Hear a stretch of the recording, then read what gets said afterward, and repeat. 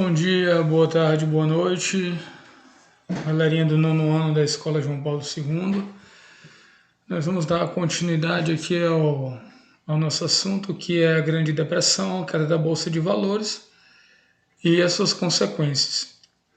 Nós temos aqui na nossa imagem inicial o New Deal, que são os novos rumos da economia americana, não só da economia, mas como da política, mas o nosso foco aqui é a economia norte-americana inicialmente, depois nós vamos falar um pouco da economia nesse mesmo período da década de 30 do século passado no Brasil, com a crise no café.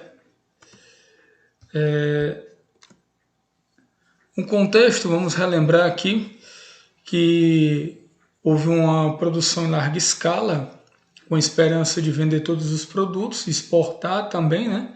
Vender dentro dos Estados Unidos e principalmente exportar, só que houve um acúmulo muito grande em um crescente na mão de obra, fora os empréstimos que houveram e os bancos começaram a falir.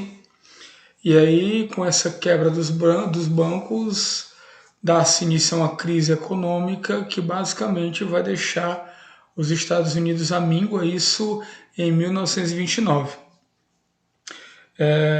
Gosto sempre de salientar que no livro de vocês podem estar acompanhando já a partir da página 54, né? Então nós temos aqui a crise de 1929, ela vem provocar uma dramática situação social. Os despendimentos em massa aumentaram, o desemprego aumentou em níveis exorbitantes, catastróficos, e aí sem poder pagar as pessoas o salário muito baixo, fome, o índice de criminalidade também vinha aumentar. E cresce também a mendicidade, suicídio demais. Foi um ano nos Estados Unidos, um período, na verdade, que o índice de homicídio também ele teve um nível muito alto. Agricultores, industriais, a produção em geral reclamavam do Estado e solicitavam uma intervenção econômica. A população ela culpava o Estado por o Estado não ter tido a mão forte na hora da quantidade de produção, ou seja, como já foi dito, houve uma produção em larga escala sem nenhum controle, assim podemos dizer, e a população, pelo estado que se encontrava, ela culpava o Estado por o Estado não ter agido com mãos de ferro naquele período. E aí ela solicitava que o Estado tomasse uma providência. Aquele mesmo ano era um ano de eleição e um dos candidatos era Franklin Roosevelt, e ele vinha com o seu projeto de campanha, né, com o New Deal, que é a nova distribuição ou novos rumos, onde ele propõe uma intervenção direta, né, na economia. E isso aí afetava o liberalismo econômico, que o liberalismo, por sua vez, ele defende o quê? A menor intervenção possível do Estado. Então, ele consegue se eleger, ele era governador do estado de Nova York, ele vem com essa sua proposta, ele consegue se eleger e põe em prática o seu programa de intervenção no estado na economia. Os objetivos: equilibrar os índices de produção com o consumo para evitar a superprodução, ou seja, não repetir o mesmo erro, ter uma dosagem ali, até porque os Estados Unidos, por estar em crise, né, basicamente quebrado, ele tinha que produzir gradativamente para voltar a vender, ganhar mercado, aí sim aumentar o PIB, para posteriormente pensar em uma nova produção em larga escala. Resolver o problema do desemprego para aumentar o poder de compra. Se a população está desempregada, não tem dinheiro, como é que compra? Se não compra, como é que vai dar o capital de giro? Não tem a menor condição. As medidas, né, na agricultura, na indústria, no setor financeiro e no meio social como um todo. Em relação à agricultura, o Estado ele vai indenizar os agricultores. Para quê? Ele vai pagar uma taxa para que reduza a área, né, que vai ser de plantio, de cultivo, para diminuir também a produção. Observem, pegando aqui de novo, olha a ação que o Estado norte-americano tem. Eu quero que vocês, por gentileza, prestem bem atenção, eu vou até ler o que está aqui no slide, para que depois a gente faça um comparativo com a crise cafeeira no Brasil. Ele vem indenizar os agricultores para que reduzam suas áreas de cultivo a fim de reduzirem a produção. Concede crédito para o pagamento das dívidas, entretanto contraídas. Financia as cooperativas de agricultores. Beleza? Então vamos lá.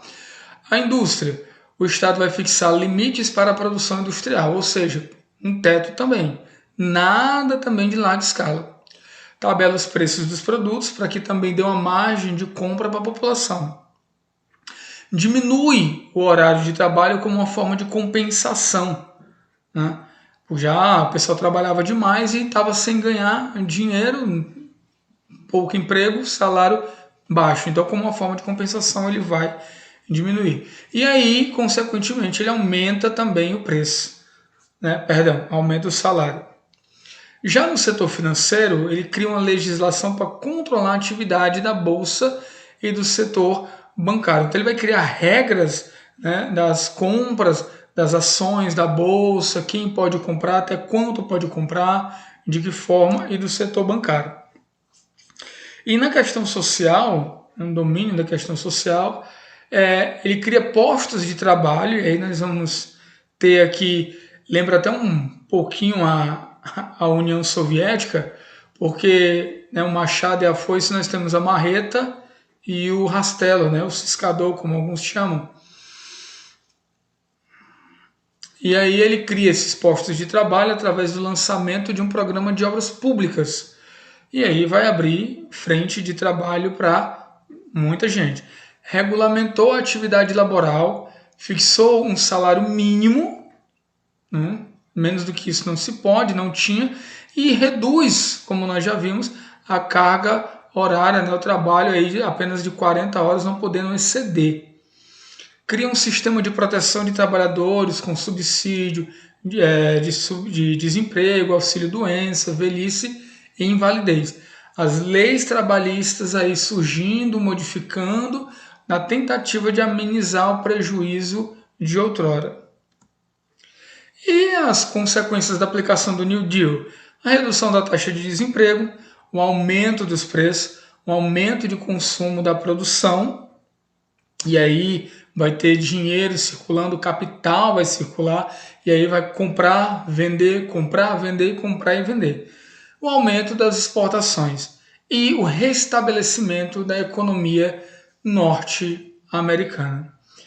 Seria muito bom se algo assim acontecesse, tivesse acontecido ou acontecesse no Brasil. Mas, nesse mesmo período, nós tivemos a crise do café na indústria brasileira. Agora vamos ver como foi que aconteceu. A indústria, mesmo processo. Víamos da cultura, da política do café com leite, dominava o país São Paulo e Minas, café com leite, sempre um candidato à presidência, ou o presidente em si, já podemos dizer que o presidente, ou ele vinha de São Paulo, ou ele vinha de Minas. E aí, o São Paulo, o maior produtor de café naquele período, ele produziu café a granel, como se diz aí, a torta e a direita. A mesma coisa aconteceu nos Estados Unidos, não com café, mas com outros produtos. Aí uma industrialização tardia, devido ao processo de colonização, o investimento eram voltados para a produção do café, o ouro preto, né? Não vão confundir com Minas Gerais, o ouro preto, no caso, o fato de ser o café. A crise de 29 do setor do café foi atingida porque as ações eram negociadas nas bolsas de valores. Assim, os investidores que acumulavam capital com o ciclo do café passaram a investir no setor industrial. E com o prejuízo da quebra da bolsa de valores, o Brasil ficou sem comprador de café. E aí acumulou muito café, mas muito mesmo. Só que os produtores de café foram cobrar iniciativas do Estado. Até aí, tranquilo. O que é que o Estado faz na sua suprema inteligência? Ele compra o café dos produtores, assume para si o prejuízo, mas aí os cafeicultores saem do prejuízo e quem vai arcar com tudo isso? A população. O governo vai aumentar os impostos, a população vai reivindicar fome, miséria. O povo unido jamais será vencido, é o que se fala. E aí o Estado vai ficar no prejuízo, descontando na população carente, oprimida, e o sistema de café com leite ele entra em declínio, né? E os produtores de café eles reduzem a quantidade de café produzida e o Estado fica no prejuízo. E o que é feito com o café, o que foi produzido? Em vez de ser distribuído para a população brasileira ou vendido por um preço mais baixo internamente ou externamente, não, simplesmente do jeito que aparece na imagem, queimo para manter os lucros. Eu vejo como uma sátira, eu prefiro analisar como uma sátira do que propriamente chamar de estupidez por parte do governo, porque ele simplesmente queima a safra de café. E aí mantendo para a população e para si, quando se fala em população mais carente, todo o prejuízo. Simples assim. E aí isso vai mudar já em meados, depois de 30 até meados de 45, que é quando entra no governo, logo em 30, né, ali, Getúlio Vargas assume o poder e vai até meados de 45.